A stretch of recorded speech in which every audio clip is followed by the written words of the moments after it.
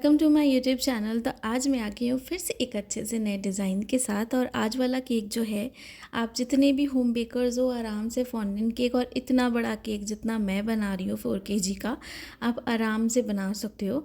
और साथ में जो केक है ये हमें डिलीवर भी करना है, यानी कि वेन्यू तक लेके जाना। तो वेन्यू की जितनी डेकोरेशन हो सकेगी मैं आपको वो भी दिखाऊँगी।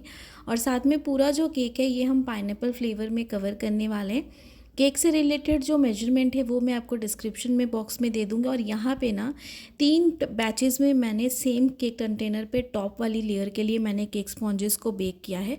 जैसा कि आप देख रहे हो, एक मैंने आपको दिखाया, एक यहाँ पे मैं कट कर रही हूँ और एक कंटेनर पे है मेरे पास। और ऊपर टॉप लेयर के लिए यहाँ पे मैंने एक छोटा टॉल हाइटेड का 5 इंच का जो केक टिन है वो यूज़ किया है। तो आपको सारी चीज़ें मैं डिस्क्रिप्शन में दे दूँगी, आप वहाँ से चेकआउट कर लीजिएगा। और साथ में जो ये केक है, जैसे हम ठंडा करते हैं और डीमोल्ड करने के बाद ब्रेड नाइफ़ के साथ कटिंग करते हैं, मैं वैसे ही बिल्कुल करूँगी। थ्रेड के साथ मैं कटिंग नहीं करूँगी क्योंकि मैं उसके साथ नहीं करती हूँ, टाइम कंज्यूमिंग बहुत ज़्यादा हो जाता है। ब्रेड नाइफ़ के साथ अगर आप देखते हो काफ़ी ईजिली परफेक्ट मेरे केक की स्लाइसेस जो है वो कट होती हैं। क्योंकि मैंने बहुत सारी ऐसी वीडियोस में देखा है जिसमें थ्रेड के साथ करते हैं, यानी कि धागे के साथ करते हैं। पहले मार्क लगाते हैं नाइफ़ के साथ, उसके बाद फिर थ्रेड के साथ करते हैं। वो एक बहुत लंबा प्रोसेस हो जाता है, बट जो जैसे कंफर्टेबल है वो उसके हिसाब से कर सकता है। लेकिन मैं अगर आपको कहूँगी तो ब्रेड नाइफ़ के साथ ही आप कटिंग करना।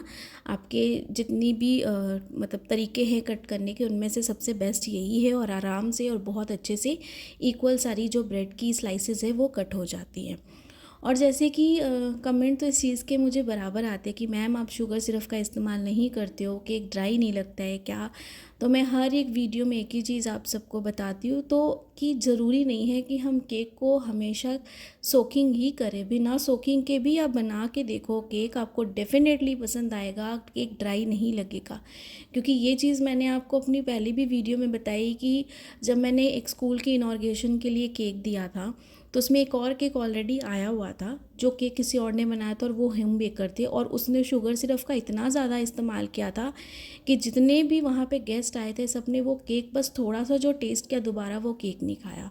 मैंने जो केक दिया था, मुझसे जो ऑर्डर लिया था क्लाइंट ने 1 kg का, वो सारा केक ख़त्म हो गया। और उन्होंने उस केक का बहुत अप्रिशिएट किया, क्योंकि वो जो केक था ना, मुझे पर्सनली मेरी फ्रेंड ने जिन्होंने मुझसे केक लिया था, उन्होंने मुझे कहा कि वो केक किसी ने भी नहीं खाया, क्योंकि वो केक इतना ज़्यादा सॉगी था, इतना ज़्यादा गीला था कि वो खाने में अच्छा नहीं लग रहा था। और वो गीला इसलिए उन्हें नहीं समझ में आ रहा था कि क्या है, बट हमें समझ में आता है क्योंकि उसने बहुत ज़्यादा शुगर सिरप उसमें लगाई थी। और बहुत ज़्यादा शुगर सिरप लगाने से क्या होता है, केक स्पॉन्ज आपकी इतनी ज़्यादा गीली हो जाती है ना कि वो खाने में बिल्कुल भी अच्छी नहीं लगती है। तो जैसे मैंने केक बनाया ना, बिल्कुल अगर एक बार इस तरीके से बनाओगे ना तो डेफ़िनेटली आपको पसंद आएंगे। और जो भी अगर आप ट्राई कर रहे हो ऐसे बनाने का बिना सोकिंग के केक, तो एक बार घर के लिए ही बना के देखना और मुझे कमेंट में ज़रूर बताना कि आपको इसके रिज़ल्ट्स कैसे आए एज़ कम्पेयर टू आप जब सोक करके केक बनाते हो। ऐसा नहीं है कि सोकिंग करनी ख़राब है, सोकिंग कर सकते हो। अच्छे अच्छे बड़े बड़े होम बेकर्स भी सोकिंग करते हैं, लेकिन उनको एक हिसाब होता है, कितने हिसाब से हमें थोड़ी बहुत स्प्रे करनी है शुगर सिरप की, ज़्यादा नहीं। लेकिन कुछ कुछ होम बेकर्स ऐसे जो बहुत ज़्यादा शुगर सिरप लगा देते हैं, तो ये एक बैलेंस करना पड़ता है सारी चीज़ों का। तो बस यही सारी छोटी छोटी टिप्स एंड ट्रिक्स हैं, चीज़ें हैं जिनका हमें ध्यान रखना है, तभी केक हमारा अच्छा परफेक्ट बनता है। चाहे वो आप होममेड प्रीमिक्स के साथ बनाओ, चाहे वो आप मार्केट प्रीमिक्स के साथ बनाओ। तो बस यहाँ पे 1 बाय 1 जैसे लेयरिंग हम करते हैं वैसे ही करते जाएंगे, अच्छे से क्रीम को स्प्रेड करते जाएंगे। और माला कंपनी का जो हमारे पास पाइनएप्पल क्रश है ये हम यूज़ करते जाएंगे और इसे भी एकदम अच्छे से स्प्रेड करेंगे। क्रीम मैं ट्रॉपिकल यूज़ करती हूँ, आप कोई भी अच्छी सी क्रीम यूज़ कर सकते हो। जैसे कि मुझे डीएम आया है कि अमूल की एक क्रीम है, वो क्रीम का ब्रांड अच्छा नहीं है। और अगर आप क्रीम एक पाउडर फॉर्म में आती है, जो भी मुझे वो भी मुझे एक मेरी क्लाइंट ने, यानी कि सॉरी आप में से एक व्यूअर ने मुझे डीएम किया है, तो वो जो क्रीम है ना वो पाउडर फॉर्म में है। उसका आपको प्रोसेस, आप पूरी वीडियो अगर देखोगे यूट्यूब में तो आपको ज़रूर समझ में आएगी, बहुत सारी वीडियोस ऐसी, या फिर पैकेट के पीछे जो पूरा प्रोसेस दिया है ना आप उस तरीके से कर सकते हो। लेकिन जो क्रीम है पाउडर फॉर्म में जो क्रीम आती है उसे आप ऑर्डर्स के लिए इस्तेमाल मत करो, क्योंकि वो आपका सही नहीं जाएगा, उसमें आपका लॉस हो जाएगा। जो ट्रॉपिकल क्रीम है, डिलाइट क्रीम है, वो सारी आप यूज़ करो। या फिर कहीं से आप उसे ऑनलाइन किसी भी, आप इंस्टाग्राम में जाओगे, इंस्टाग्राम में आपको बहुत सारे ऐसे पेजेस मिल जाएंगे, आप उनसे भी परचेज़ कर सकते हो क्रीम। आप वो सारी क्रीम भी वहाँ से ले सकते हो, काफ़ी इजी हो जाएगा आपको। तो यहाँ पे बातें करते करते आज मैं आपको सारी लेयरिंग जल्दी दिखा रही हूँ। बस सेम जैसे मैंने यहाँ पे बॉटम लेयर की आइसिंग करी है, सेम वैसे ही हम टॉप सरफेस की भी आइसिंग करेंगे। लेकिन बॉटम लेयर को यहाँ पे हम जो कलर कवर करें ये लेवेंडर कलर है। क्लाइंट ने मुझे कहा था मुझे लेवेंडर कलर चाहिए, तो यहाँ पे हमने लाइट शेड का ही कलर बनाया है, लेवेंडर कलर बनाया है। और जो कलर था उसके ऊपर लेवेंडर कलर लिखा हुआ था, तो हमने वही यूज़ किया और ये जेल फॉर्म में था। अच्छे से क्रीम में डाल के क्रीम को अच्छे से विप्ड कर लिया था। उसके बाद जैसे हम फ्रॉस्टिंग करते हैं आउटर सरफेस की वैसे ही करेंगे। और जो टॉप वाली सर्फ है ना उसकी आइसिंग हम सेम करेंगे जैसे हमने नीचे किया ना यहाँ पे बॉटम लेयर पे पाइनएप्पल केक की फ्रॉस्ट आइसिंग, वैसे हम उसकी भी करेंगे टॉप वाली लेयर की। लेकिन उसे हम करेंगे वाइट क्रीम के साथ फ्रॉस्टिंग, यानी कि लेवेंडर कलर और वाइट कलर का दोनों का कॉम्बिनेशन आज हमें रखना है। जो कि बर्थडे गर्ल है उसका केक है। और जैसे जैसे क्लाइंट ने मुझे कहा है वैसे, और ये जो क्लाइंट थे ना ये क्लाइंट कनाडा से आए हुए थे, तो कनाडा से यहाँ पे आए थे यानी कि अपने मम्मी पापा के घर पे। और उनके मम्मी पापा के घर पे ही बर्थडे था, फर्स्ट बर्थडे था बेबी गर्ल का, उन्हें यहाँ पे सेलिब्रेट करना था।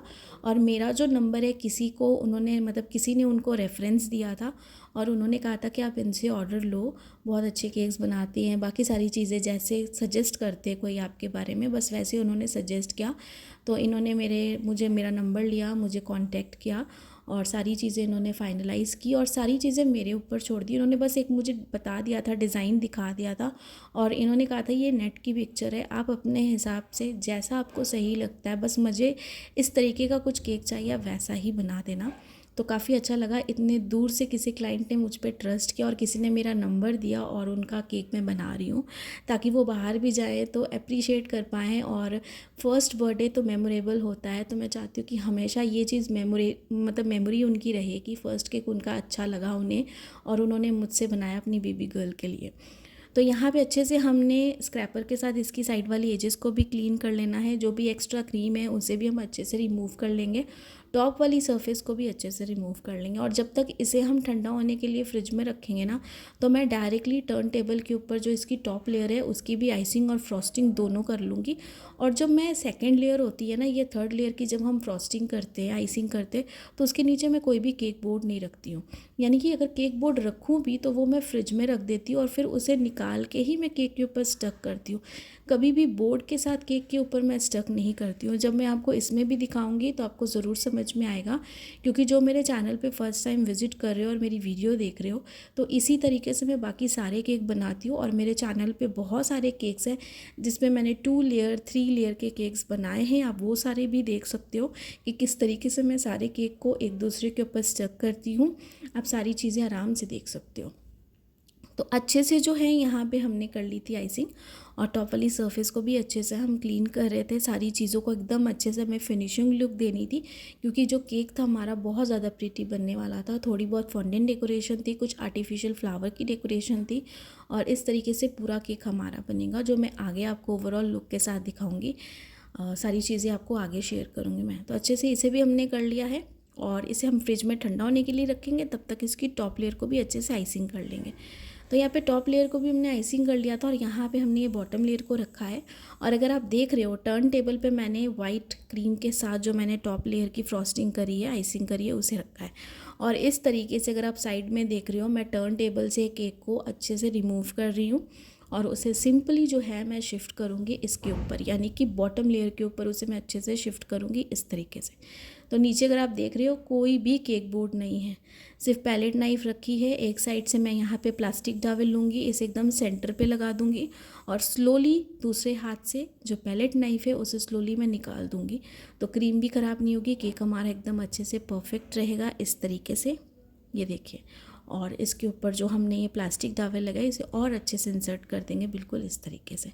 और जो भी क्रीम है इसके ऊपर उसे अच्छे से हम लगा के इसे एकदम कवर कर देंगे ताकि ये जो पार्ट हमें दिख रहा ऊपर ये भी हमें ना दिखे।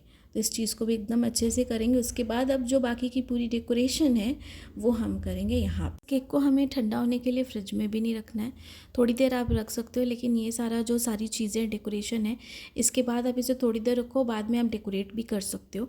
लेकिन मैंने सोचा कि पहले पूरा डेकोरेट कर देती हूँ उसके बाद ही से मैं फ्रिज में रखती हूँ, लेकिन फ्रिज में मेरे ऑलरेडी भी केक्स थे ज़्यादा, तो मैंने सोचा कि इसे बाद में ही करते हैं।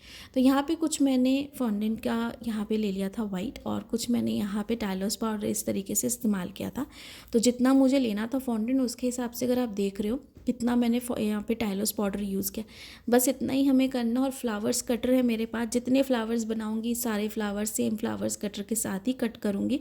तो मैंने आपको ये चीज़ दिखा दी कि मैंने कितना यहाँ पे यूज़ किया है फॉन्डेंट और टाइलोस पाउडर।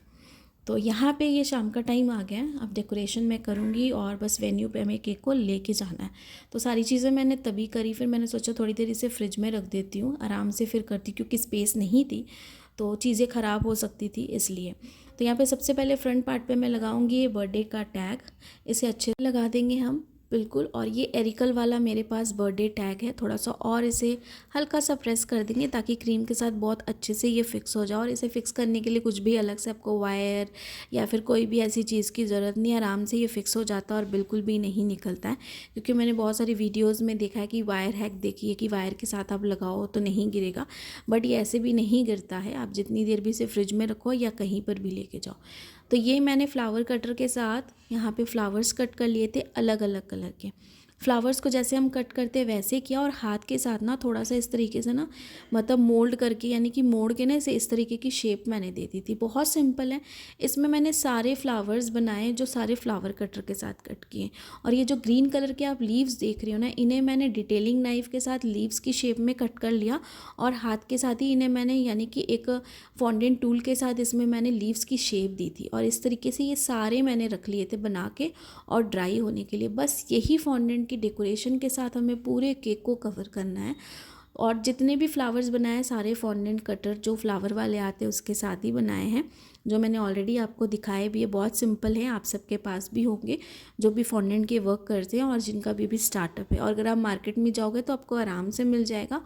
और अगर आप में से किसी को चाहिए कि कौन सा मैंने फॉन्डेंट टूल यूज़ किया फ्लावर बनाने के लिए, तो आप मुझे वो भी बता देना। मैं आपको उसके लिंक भी शेयर कर दूंगी, या फिर उसकी पिक्चर जो है वो भी मैं आपको शेयर कर दूंगी कि कौन सा मैंने यूज़ किया।